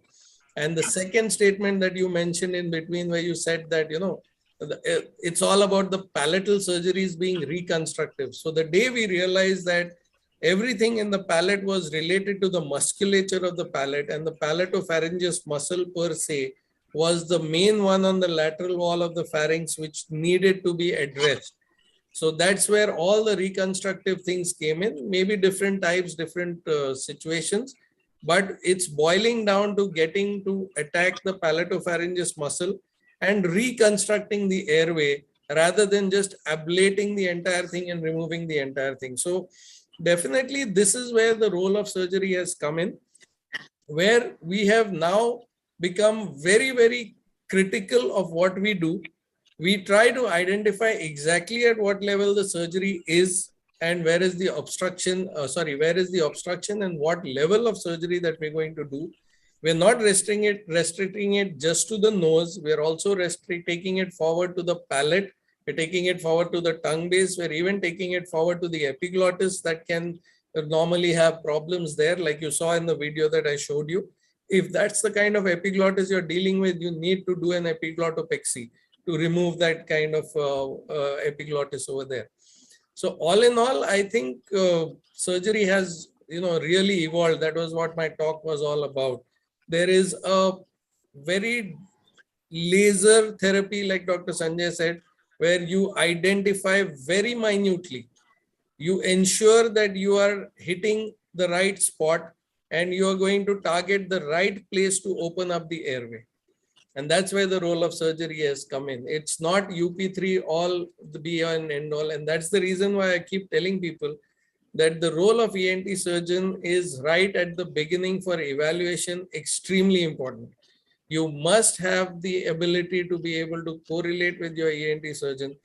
After that, it can be CPAP, it can be devices, it can be anything. His role may be very limited after that.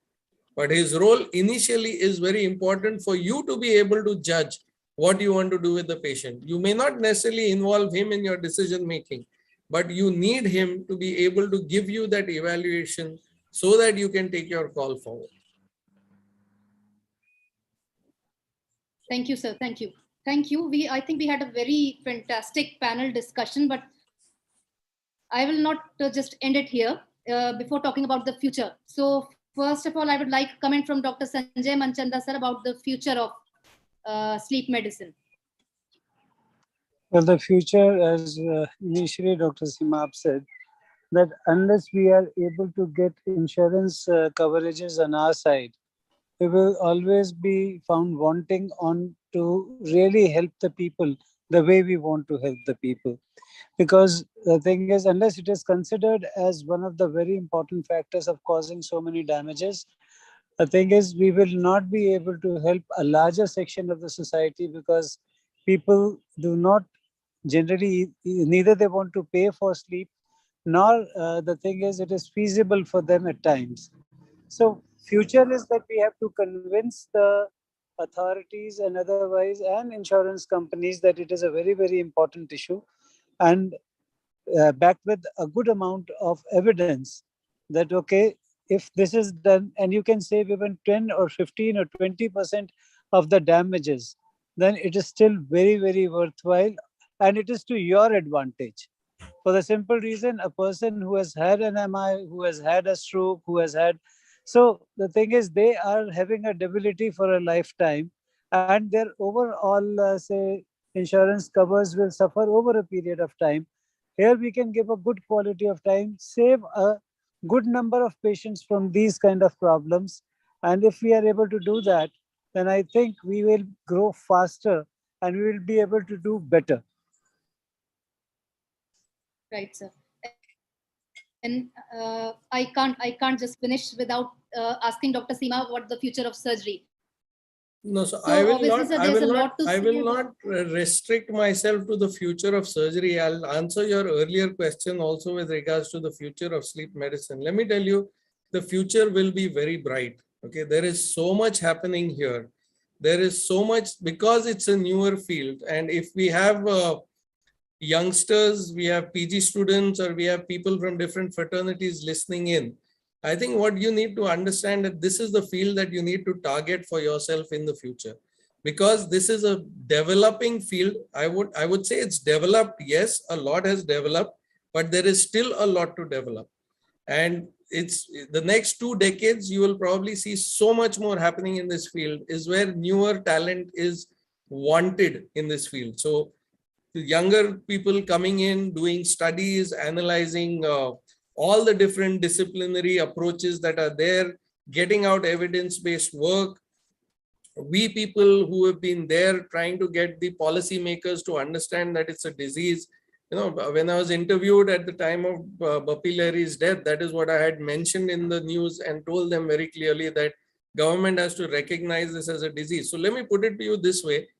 When every death certificate is being signed as death due to cardiorespiratory disease, where is the question of getting statistics for OSA out there? How is anybody going to know that death has also happened because of sleep apnea? Because all your death certificates are signed. That's the reason you find people selling off their lands to try and get, you know, cardiac treatment done. But nobody really understands that this could be a consequence of sleep apnea. So I would say the future is bright. There's lots more happening on the surgical side. There's lots more happening on the non-surgical side. There are newer dental sleep people coming in. There's so much that can be happening there. Future is bright, definitely bright. But we have, you know, like how Dr. Manjanda ended it.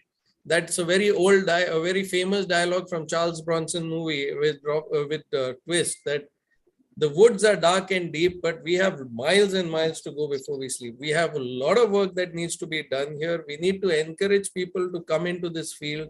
We need to encourage people to understand that the awareness has to be spread at a bigger level. It's not just at the medical fraternity level, it has to be spread at a huge, bigger level. And whichever way you look at it, it's a promising career for a lot of people. It's not disheartening because the figures are there for you to see.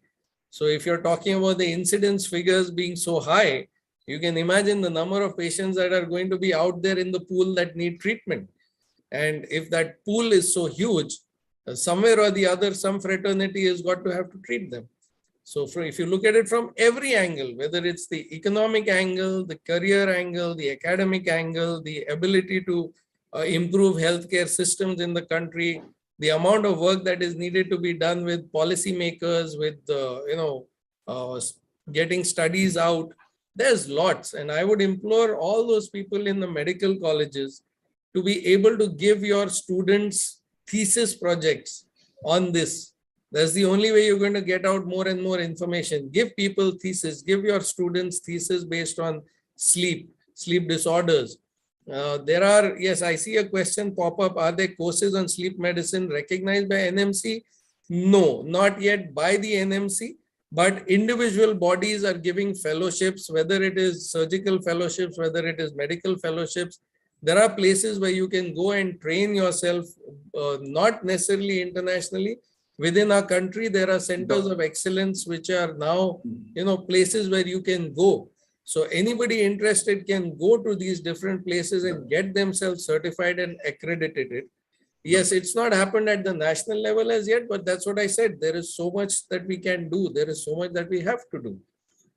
Dr. Siva, Dr. Ravi want to add something. Dr. Ravi, you just add. Yes, please. Just adding to what Dr. Seema was mentioning, that I would like to bring it to the notice of all the audience that AIIMS Bhopal, Department of Pulmonology, is providing 1-year postdoctoral certificate course in sleep medicine. And we at AIIMS Rishikesh are running 2-year postdoctoral fellowship in sleep medicine. So we are also doing the same, but like I said, this is not the platform where I was trying to get that out, but there are multiple fellowships depending on whether the candidate is a surgical candidate or a dental candidate or a physician candidate. You should look it up, find out the places where you can go. And there is still lots happening there. Yes, Abhijit, you wanted to say something. Sir, हम एक angle को cover करने की कोशिश कर रहे हैं कि the clinician should be knowledgeable. But the most important thing is the public should be aware.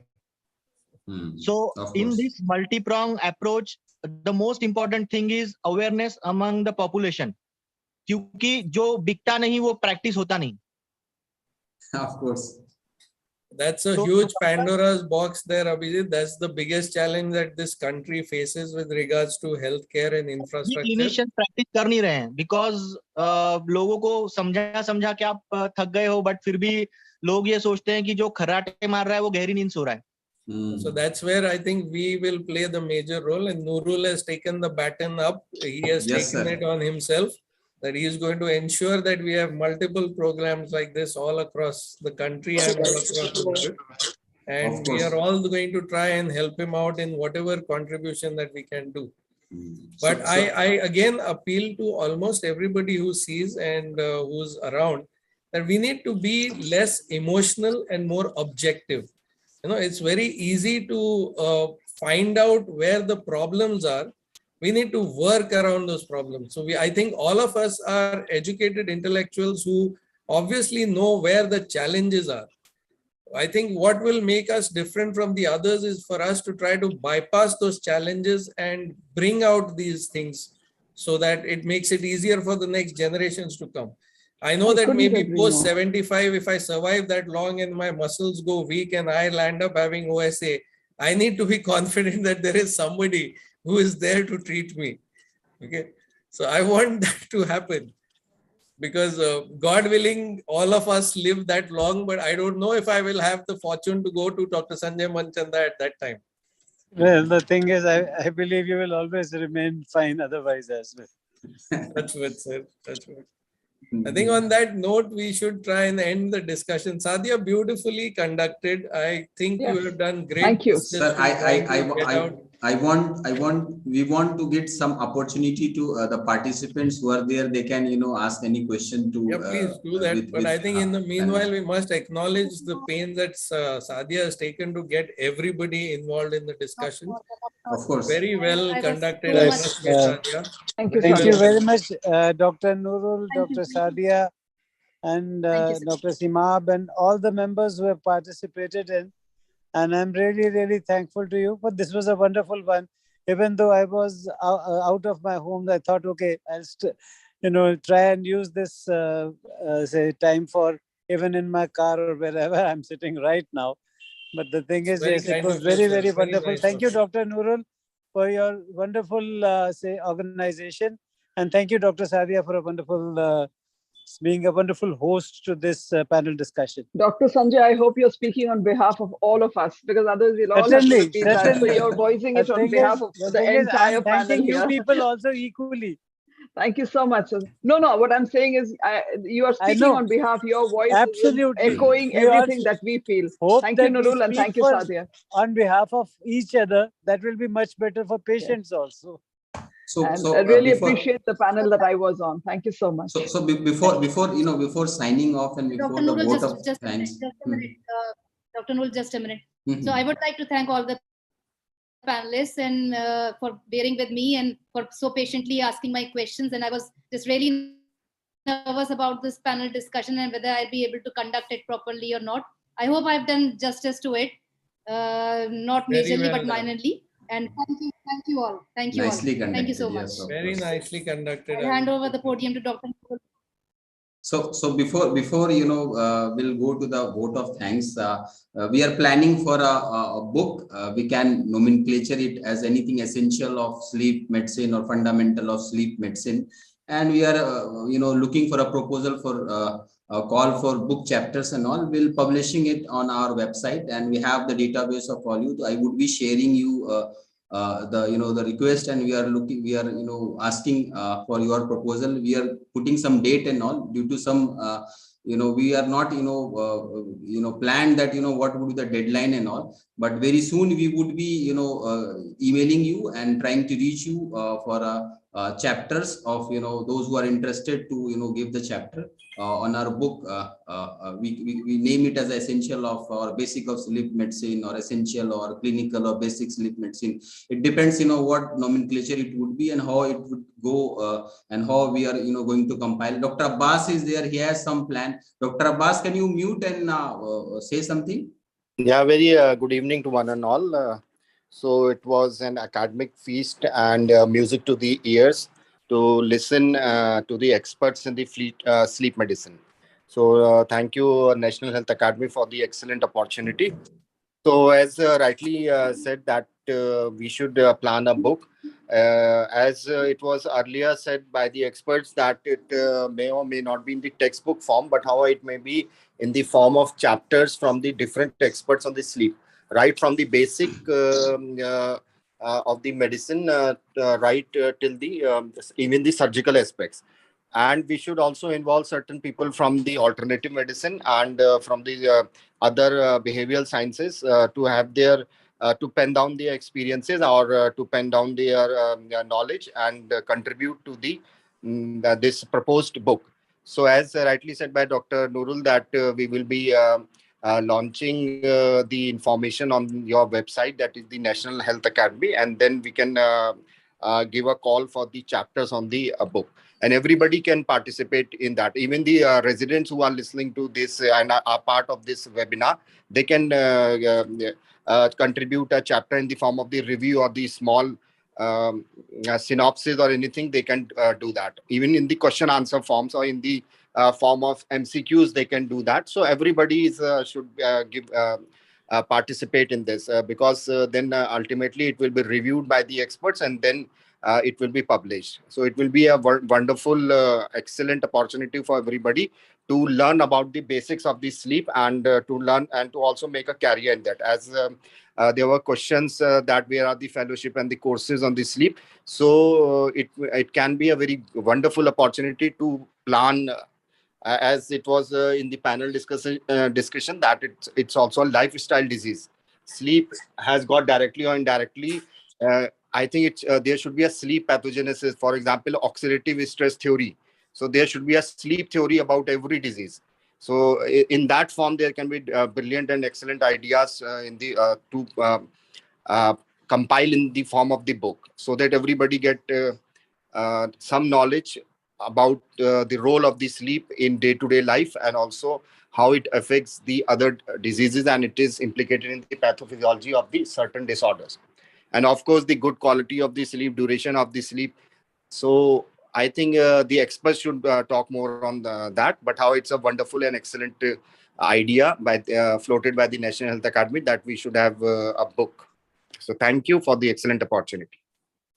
Now over to Dr. Sima for final vote of thanks, because it's already, I think we will, there's really, all the thanking has been already done. It's very... As a formally, yes. Yes, but it's like really nice that we had such a multidisciplinary meeting, and we should have lots more of this, because eventually it's not a one-man kind of a thing. It's not a one-man mohim. It has got to be collectively done by everybody. And because it's multidisciplinary, everyone from all disciplines need to be involved. So it's like that very old saying, Karwa banta chala gaya, and we kept walking. That's the way it is. We're going to have to get people together. My main thing, which I have been doing for the past 12, 13 years is in this field, is exactly what I've been trying to say, that it is something that we know where the challenges are. All of us in practice, whether it be institutionalized, governmental, private, we all face challenges when we are dealing with sleep medicine.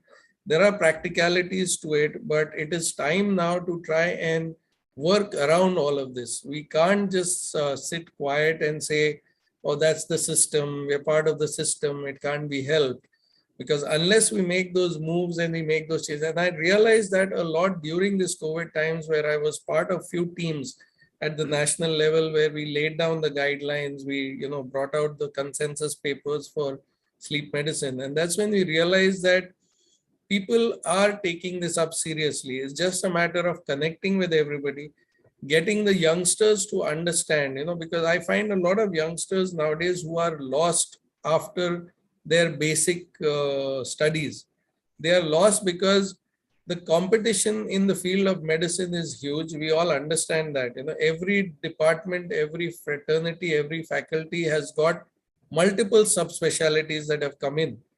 And with that, the newer generation is at a loss to try and understand where they can super specialize, because this is the era of super specialization. And sleep medicine in itself is such a huge super specialty. that they can have so many things that they can specialize with in this particular field. And it's an area which is open. There is so much, like I said previously, there is so much that needs to be done here. There is so much at every level of the way. At awareness levels, there's lots to do. Diagnostic levels, there's lots to do. Management levels, there's lots to do. So if you look at, if somebody just Google searches mandibular advancement devices or, tongue repositioning devices, if I'm not mistaken, the last time I Google searched it, there were like 400 and some odd patented devices across the world. So you can imagine how much more you can do, even if you want to just, develop a device and patent it. Now that also should tell you that there is so much that is happening there. There's no limit to what you can do in our country, because our country is, obviously we are a little slower than the rest of the world in getting things moving in our country, because it comes in late. We are a developing country still. So when we are in a developing situation, there's lots that needs to be developed. So again, thank you very much to everybody. Most importantly, thank you to the National Health Academy, because this was when the program was being initiated, and when you came across to me, it was, it was a wonderful thing to hear that somebody is taking the efforts to do this. Each one of us may be so different. Coordinating multidisciplinary people together is a Herculean task in itself. And I think you've done that wonderfully, Dr. Nurul, and the Academy has done that wonderfully. And I just wish and hope that you don't stop at just this. The success of this program, for whatever it may be worth, will not be a disillusionment. That much I can tell you. You will get your data on the viewership in a couple of days. You will realize from that. And I think that itself would probably tell you that you need to be persistent and keep doing this. A very big thank you to all of those who've gotten involved, especially, I won't say especially anybody. There's a lot of people behind the scenes who work, and having organized international events, I know that, you should never name just one or two people, because there is a huge group of people that is behind the scenes. So to each one of you behind the scenes, and to all of you on front on the camera also, a very big thank you, and encouragement to people like Sadia and everybody, because I don't think you should feel nervous about anything. You did a fantastic panel discussion, and I'm sure you'll do a lot more over a period of time. And, thank you everybody. Thank you all the viewers who took out the time. I'm sure they would go back benefited in certain ways. And I must just re-emphasize to Nurul that please don't stop, do such programs. We're there to help in whatever way we can. And I promise you that I will do whatever I can in the, in whatever programs that are needed. Thank you very much, all of you. So finally, with note of, vote of thank Dr. Seema, it's already done actually. So now we are signing off and we'll meet together. It's not only that, we are meeting on occasion of World Sleep Day. There should be many sleep days, and we should celebrate. We have 365 days, so we should not, do activities on a particular day which is coming in March. Rather, we should join again and again, and there is a multidisciplinary. So we definitely will plan other, physical, maybe a virtual program, and we'll connect again all our, panelists, speakers, guest speakers. So thanks to everybody from. We'll make a World Sleep Night now. Yes, Doctor, when we started this, Dr. Seema said that, put it to 1 hour only. So it's lasted, say, we are on talk. It's almost 2 hours now for a long discussion, and people are listening. So thanks everybody, and we'll connect again.